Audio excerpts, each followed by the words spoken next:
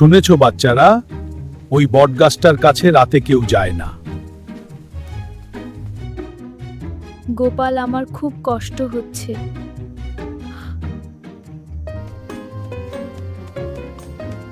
দাদু দাদু তাড়াতাড়ি চল। কি হয়েছে গোপাল, এত রাতেও কেন ডাকছিস কেন? আমার মা অসুস্থ দাদু। সবাই গোপালের বাসায় চলো, গোপালের মা অসুস্থ।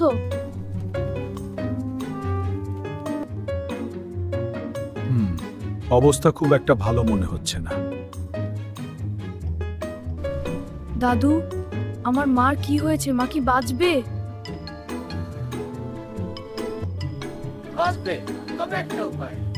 হ্যাঁ, কিন্তু একটা উপায় আছে। জঙ্গলের ভেতর এক জাদুর শিকড় আছে, কিন্তু বটগাছের পাশ দিয়ে যেতে হবে। মাকে বাঁচাতে হলে আমাকে যেতেই হবে। রাতের জঙ্গল যেন জীবন্ত হয়ে উঠল। কে আমার গাছের কাছে এসেছে?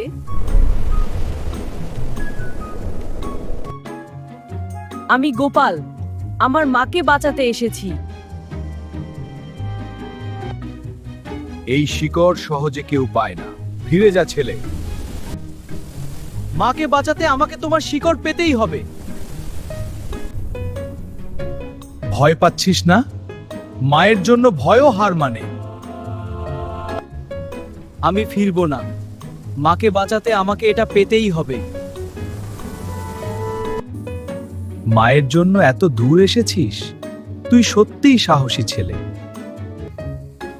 এই শিকড়টা নিয়ে যা, এটা তোর মাকে ভালো করে দেবে।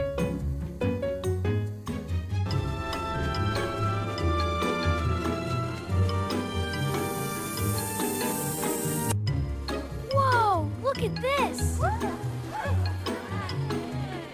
Easy boy.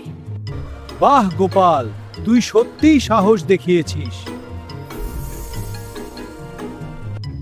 এই শিকড়টা খেলে মা ভালো হয়ে যাবে। মা, এটা খাও, তুমি ভালো হয়ে যাবে।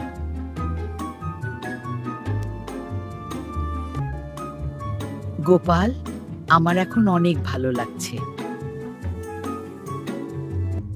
সাহস আর ভালোবাসা থাকলে সব বাধা জয় করা যায়। তবে আজও নাকি রাতে সেই বটগাছ থেকে ফিসফিস শব্দ ভেসে আসে।